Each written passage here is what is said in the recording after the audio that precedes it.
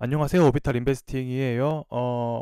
오늘 오전에 보셨는지 모르겠지만 생각보다 시장이 조금 폭락이 있었어요. 오전에 보셨는지 모르겠지만 코스피가 거의 한 5% 6% 정도 하락을 하면서 잠깐만요. 코스피가 하락하면서 거의 되게 긴 꼬리 달면서 한 3,860까지 떨어졌다가 21선 지지하면서 올려진 모습을 보여주고 있고, 생각보다 강하게 들어 올렸어요. 근데 이러면서 사이드가 터지면서 아마 그때 안 보셨겠지만 그 블룸버그와 CNBC 모든 언론에서 한국 얘기가 나왔어요. 한국에서는 한국의 전문가 몇 명 불러다가 사이드카가 뭔지 왜 이렇게 이러고 있는지 불러다 설명하고, 그리고 뭐 삼성 하이닉스 떨어지는 거 실시간 보여주고 하면서 오랜만에 한국이 좀 이제 글로벌 경제 뉴스에서 전면에 등장했던 시기였고, 뭐 이게 때린 걸 수도 있고 아닌 걸 수도 있긴 하지만 어쨌든 간에 같이 동반적으로 니케이도 같이 하락하는 모습을 보여줬었고, 니케이 같은 경우에는 한 3%, 4%까지 떨어졌다가 돌린 모습 보여주고 있고, 항생 같은 경우에서는 애초에 여기는 장시장 자체를 10시 반에 하기 때문에 이미 다 때려 맞은 채로 시작해가지고 올린 모습 보여주고 있고, 코스피는 장 열리가 동시에 개파락해가지고 한 3,870선까지 내어 무너졌다가 지금 다행히 4,000선까지 올라와가지고 마감한 모습을 보여주고 있습니다. 일단 이제 이거에 대한 이유를 말하려고 이걸 영상을 키게 됐는데, 사실은 지난 주말에 제가 올렸던 영상이랑 되게 연결되는 부분이 많아요. 결과적으로는 유동성 문제 때문에 터지고 있는 일이고, 그 일의 이제 근본적인 원인은 연준의 QT랑 그리고 미국 지금 진행되고 있는 셧다운 때문에 일이 이렇게 되고 있다라는 걸 먼저 말씀드리고 싶고, 일단 그 모든 것들은 사실은 지난주 영상을 보고 오시는 게 좋은 게, 거기가 이제 중앙은행에서 유동성을 공급하고 그리고 금리를 조절하는 방법론에 대해서 좀 설명을 해드렸거든요. 그래서 한번 들어보시면은 굉장히 유익하다라는 걸 말씀드리고 싶네요. 연준에서 어쨌든 다시 한번 설명드리면 QT를 하고 있잖아요. 이제 그 QT라는 게 결국 연준이 갖고 있는 대차제도표가 있잖아요. 이 대차제도표 안에 있는 그 채권 같은 거를 이제 매각을 하면서 이제 시장에 있는 유동성을 빨아들이는 효과를 가지고 있는데, 어쨌든 이거를 지금 자세하게 설명할 건 아닌 것 같고, 어쨌든 이거의 효과가 뭐가 있냐면은 시중에 있는 돈을 빨아들이게 되죠. 그래서 은행이라든지 아니면은 비은행권에서도 어쨌든 돈을 빨아들이고 있는데, 은행에서 처음에 이거를 QT를 발생하게 되면은 은행의 지급준비금과 더불어 가지고 RRP라고 하는 이제 은행의 돈을 예치하는 중앙은행의 그런 통장 같은 게 있거든요. 거기서 먼저 돈이 빠져나가기 시작하고 그 뒤에 이제 은행의 지급준비금 같은 게 빠져나가기 시작하는데, 일단 여태까지는 그 RRP에서 많이 돈이 빠져나갔다면은 현재에서는 이제 이 RRP가 거의 다 소진이 되면서 이제 은행에 돈을 건드리기 시작했어요. 그러면서 유동성에 지금 쇼크가 오고 있는, 유동성이 굉장히 타이트해지는 상황까지 오게 되었고, 그래서 이 일이 어떻게 됐냐 그러면은 10월 31일 날에 발생했던 이런 레포 쇼크, 여기 있죠. 이 레포 쇼크를 발생을 시키면서 순간적으로 시장에 돈이 필요한데 이 돈을 조달할 데가 없으니까 이제 연준의 비상 그런 유동성 공급 기구를 사용한 흔적이 여기 드러나고 있으면서, 이제 이날은 뭐 은행에 터졌다 이렇게 말하지만 사실은 이거는 은행에 터졌다기보다는 그냥 시장에 이런 새로운 유동성을 공급받을 때가 또 필요해졌다라고 이해하시는 게 좀 더 나을 것 같고, 그럼 이날 도대체 10월 30일 날 왜 터졌냐 하면은 두 가지 이유 때문이에요. 첫 번째는 이제 금융기관의 윈도우 드레싱이라는 것과, 두 번째는 이제 이 만기 도래한 채권들이 몇 가지 있었거든요. 그것 때문인데, 이제 첫 번째가 이제 윈도우 드레싱이 뭐냐면, 일반 회사들도 마찬가지지만 이제 월말이나 분기말이 되면은 회계나 감사 같은 걸 받으면서 보고서를 쓰시는 분들이 좀 있을 거예요. 그런 것처럼 이제 좀 이쁘게 보여줘야 되니까 대차제표를 축소하고, 그런 과정에서 이전에 있었던 대출 같은 걸 회수하고, 그리고 대출 더 늘리지 않고 이런 걸 하면서 시장의 유동성이 부족해지는 효과를 가져왔었고, 두 번째로는 이제 만기에 도래했던 증권이나 채권 같은 거리 좀 있었어요. 31일 날에 그런데 그걸 이제 노로보하는 과정도 있었고, 그리고 아예 만기 돼가지고 현금 지급하는 과정에서 또 현금이 쓰이게 되면서 여기 보시는 것처럼 이렇게 레포가 왕창 쓰이게 됐죠. 이 쓰이는 과정 같은 경우에서는 또 긴 이야기이기 때문에 계속 저번 영상을 보시는 걸 제가 추천드리고 있어요. 그걸 보시면 이게 도대체 왜 이렇게 쓰이게 되었나를 알 수 있으실 거고, 어쨌든 이제 오늘 중요한 건 그게 아니죠. 이제 이런 식으로 해서 유동성이 부족해지니까 결국 많은 시장을 때리기 시작했어요. 그러면서 보통 이렇게 유동성이 부족해지면은 시장의 체력이 부족했다고 봐야 되거든요. 그러면서 이제 약한 고리들이 박살나기 시작하는데, 약한 고리부터 뭐 약한 고리라 하면은 여러 가지가 있겠죠. 뭐 적자 기업들도 있을 거고, 하지만 제가 봤을 때 지금 가장 큰 포지션을 차지하고 있는 건 크립토커런시 쪽, 그러니까 암호화폐 쪽인데, 이래서 실제로 차트를 보게 되면은 암호화폐, 그러니까 이더리움이나 비트코인 같은 애들이 실제로 월 말부터 깨지는 모습을 좀 볼 수가 있어요. 여기 보시면은 10분봉이 아니라 일봉으로 보시게 되면은 이제 월 말이 가까워서 이때부터 27일부터 이제 하락을 시작해가지고 30일 거쳐서 좀 올라가다가 다시 폭락하는, 3일부터 다시 폭락해서 이때부터 시작한 폭락이 지속되고 있는 그런 모습을 보여주고 있고, 낙폭이 거의 제가 알기로는 꽤 높은 걸로 알고 있어요. 예, 거의 20% 넘게 빠지고 있었죠 이때. 그리고 다시 말아 올렸지만, 사실은 이 말아 올리는 게 끝까지 갈지는 모르겠어요. 아마 3,600 정도까지 가면 잘 갈 것 같긴 한데, 이건 지켜봐야 되는 문제긴 하고요.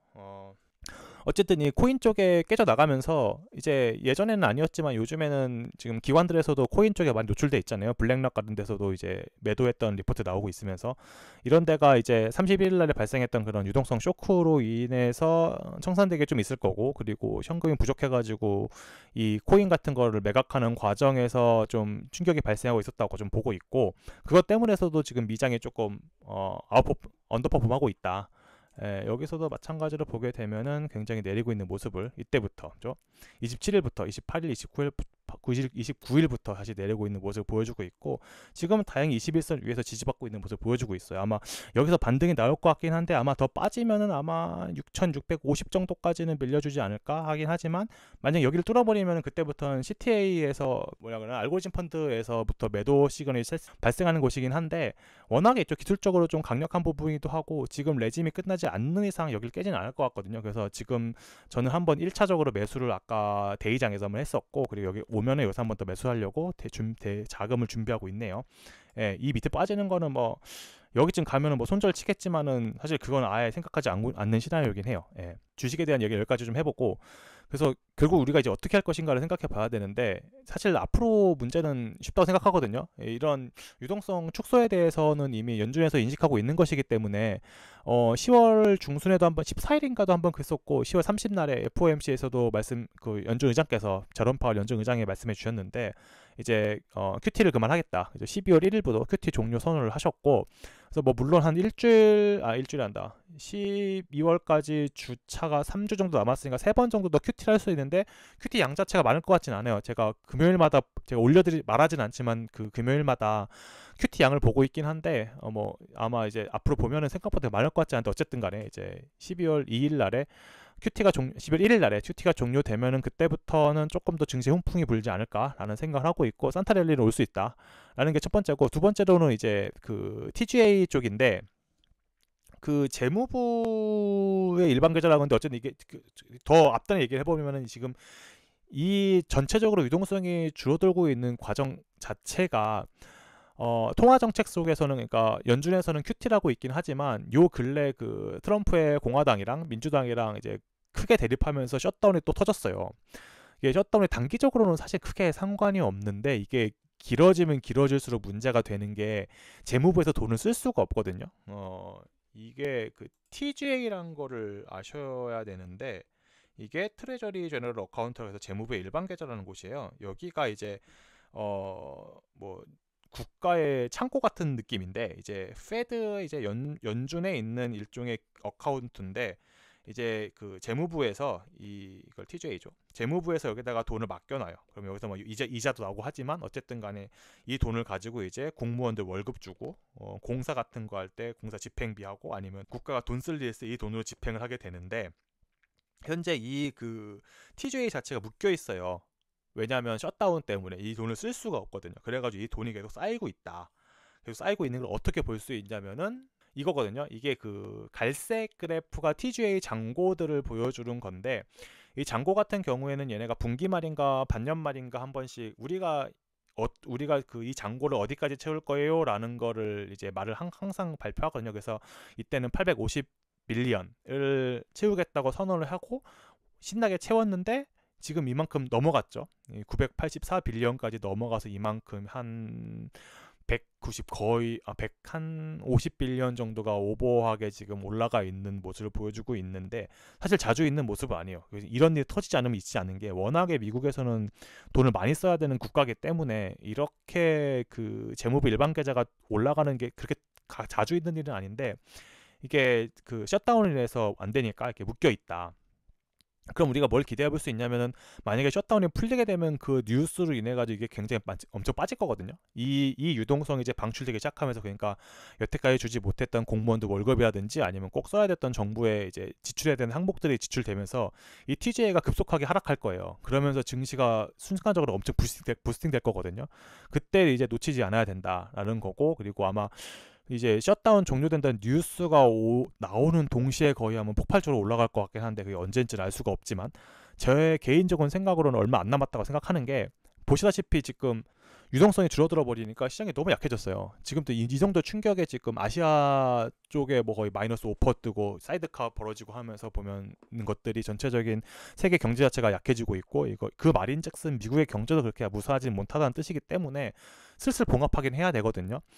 지금 정체적으로 봤을 때 그 이번에 그 어디냐 연준이 아니라 그 뉴욕 주지사인가요? 뉴욕 주지사인가 시장님이 이제 그 민주당 쪽에서 당선됐는데 갑자기 이름이 기억이 안 나네요. 어쨌든 좀 되게 진보적인 성향의 좌파적 성향의 이슬람 출신의 분이 되셨는데 이분이 됐다는 것 자체가 트럼프의 지지율이 좀 많이 떨어지고 있다는 걸 보여주고 있어가지고 트럼프가 이 셧다운을 계속 지속시킬 수 있는 정치력이 있을까? 거기다가 이제 민주당 입장에서도 이제 어느 정도 타협을 해야지 안 그랬다가는 정말로 이제 한 번 더 잘못돼서 레포쇼크 오고 그러게 되면은 시장 진짜 박살날 수도 있는데 마켓 크래시 날 수도 있거든요. 이거는 다시 리먼 사태 같은 게 갈 수도 있다. 왜냐면 이제 돈이 없으니까 뭔가 하나 청산나기 시작하고 그리고 파산하기 시작하면 줄 청산 날 텐데 이거를 누가 감당할 거예요. 그래서 제가 봤을 때 조만간 합의가 나올 것 같고 그리고 찌라시가 좀 들려오긴 해요. 이게 조만간 얘네가 합의할 것 같다는 찌라시가 나오고 있긴 한데 어쨌든 찌라시는 찌라시다. 라는 걸 말씀드리고 싶지만 어쨌든 전체적으로 봤을 때는 얼마 남지 않은 것 같아요. 너무 과도하게 공포에 있을 필요 없고 이미 그 공탐 지수 자체도 익스트림 피어까지 올라온 상황에서 이렇게 공포를 걸릴 게 있나 그래서 좀 사야 되는 게 있고 사야 된다라고 보고 있고 그럼 뭘 사야 되나로 봤을 때 사실은 어제 스레드에서도 올려드렸지만 어제 이제 그 시장이 많이 이때였거든요. 이건 오늘이고 이때 이렇게 하락하는 동안에 어떤 것들이 플러스가 됐냐 보시는 게 좀 좋은데 이제 시장이 전체적으로 하락할 때 살아남는 애들이 진짜 강한 애들이거든요. 근데 오클로 같은 애들 보게 되면은 어제 폭락했어요. 여기 헤드앤숄더 그리다가 결국 이 렉라인 깨버리고 내려가는 그래서 당분간은 이런 그 뭐라 그러나 이게 오클로 같은 SMR 하는 그 스몰 몰레큘러 리액터인가 거기 하는 애들이 좋지 않을 것 같다. 그래서 아마 여기까지는 84까지는 떨어질 수 있지 않을까 생각을 하고 있고 그리고 뭐 양자 쪽 아이온큐 같은 것도 아마 다 떨어졌을 거예요. 양자 쪽도 떨어지고 떨어졌죠. 그리고 또 뭐 리게티 RGTI인가 이게 RGTI 리게티 컴퓨팅 이렇게 얘도 이제 어제 떨어지는 모습을 보여주면서 다 안 좋았지만 근데 한 가지 좋은 데가 있었어요. 어디였냐? 우리 아이렌 어제 무려 양봉을 세웠더라고요. 어제 좀 빠지긴 빠졌는데 그래서 어제 아까 대이장 좀 떨어졌을 때 왕창 한 번 더 죽긴 죽었는데 어쨌든 호재 뉴스 뒤에 빠졌지만 어제 양봉 마감하면서 좀 좋았고 사이퍼 같은 경우에서도 똑같이 양봉 마감하면서 좋은 모습을 보여주면서 결국에는 데이터 센터다. 지금 뭐 글이 계속 올라오고 있기도 하지만 칩셋이 부족한 게 아니라 이 칩셋을 꽂을 땅과 전력이 부족하다라고 하는데 사이퍼 같은 경우에는 지금 캐파를 거의 다 채웠고 아이렌 같은 경우가 캐파가 이제 한 10%인가 15% 채웠다고 하는 걸 봐서는 당분간 이제 아이렌이나 사실 하이브도 좋다고 저는 생각하거든요. 전력 쪽에서. 근데 하이브는 어제 그렇게까지 막 좋은 모습 보여주진 않았지만 패턴 자체도 사실 디센팅 트라이앵글 이런 뭐 거의 이렇게 보이는 패턴을 보여줘가지고 이게 그렇게 긍정적인 신호는 아니에요. 이게 상방보다는 하방이 좀 더 많이 뚫려 있는 거긴 한데 어쨌든 간에 얘도 가주면은 좀 크게 갈 수 있다. 여기까지는 뭐 8불? 어이구 많이 가네. 8불까지 가질 수 있는 포텐셜이 있는 애여가지고 좀 가져가는 게 좋지 않나 생각하고 있습니다. 어쨌든 지금 이러한 일련의 사태 자체가 어떤 뭐 정치적이라든지 뭐 AI에 대한 오버 밸류에이션보다는 사실은 이런 셧다운과 아니면 큐티 같은 거에서는 유동성에서 온 리스크이기 때문에 아마 풀리게 되면 굉장히 빠르게 되돌릴 것 같거든요. 그래서 시장에서 좀 관심을 떼지 마시고 대신에 청산만 당하지 않게, 정말 이러다가 크래시 날 수도 있어요. 제가 이렇게 긍정적으로 말하고 있긴 하지만 잘못돼가지고 어디 하나 깨지기 시작하는 순간 진짜 세게 깨질 뭐 거의 마이너스 15%에서 20%까지 이제 빠질 수도 있는 시장이기 때문에 그럼 조심하긴 해야 되지만, 그럼에도 불구하고 이제 관심을 갖고 있어야 된다. 왜냐면 이렇게 빠지면은 올라오는 속도도 장난 아닐 거예요. 예, 뭐 코로나 때라든지 아니면은 4일날 4월에 이제 4일이 한다. 이때 기억나시죠? 진짜 세게 빼는데 이때 올라갔잖아요. 항상 이거를 염두에 보면서 이것도 염두에 두는 그런 안전한 플레이라고요. 안전한 투자를 지향하시는 게 당분간의 버블장에서의 수익을 지킬 수 있는 좋은 길이라 생각합니다. 네, 오늘 여기까지입니다.